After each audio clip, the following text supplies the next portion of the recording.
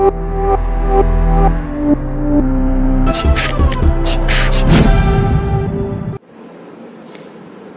পড়বো পৃষ্ঠাঙ্কন। ঠিক আছে, কোশ্চেনটা আছে, মানে কোশ্চেনের মধ্যে এই কোশ্চেনটা আছে, পৃষ্ঠাঙ্কন জিনিসটা কি। এন্ডোর্সমেন্ট, আগে জিনিসটা জেনে নিই, এন্ডোর্সমেন্ট জিনিসটা কি। এন্ডোর্সমেন্ট বলতে বোঝায় হস্তান্তরের উদ্দেশ্যে দলিলের ধারক, ঠিক আছে, হস্তান্তরের উদ্দেশ্যে দলিলের ধারক যখন কোনো দলিলের সামনে বা পিছনে বা দলিলের সাথে যুক্ত কোনো কাগজে স্বাক্ষর করে তখন তাকে দলিলের পৃষ্ঠাঙ্কন বলে। তাহলে কি বলছে, দলিলের কি বলছে, কোনো দলিলের সামনে বা পেছনে, কোনো দলিলের সামনে বা পেছনে বা দলিলের সাথে যুক্ত কোনো কাগজে সাইন করে দেয় তখন তাকে দলিলের পৃষ্ঠাঙ্কন।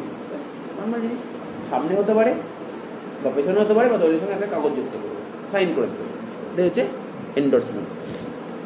হস্তান্তরযোগ্য দলিল আইনের 15 নম্বর ধারায় কি বলা হয়েছে, যখন দলিল প্রস্তুতকারী বা দলিলের ধারক হস্তান্তরের উদ্দেশ্যে দলিলের পেছনে বা দলিলের ওপর বা দলিলের সাথে সংযুক্ত কোনো কাগজ স্বাক্ষর করে তখন তাকে পৃষ্ঠাঙ্কন বলে, এবং যে ব্যক্তি হস্তান্তরের উদ্দেশ্যে এই স্বাক্ষর করে তাকে পৃষ্ঠাঙ্কনকারী বলে।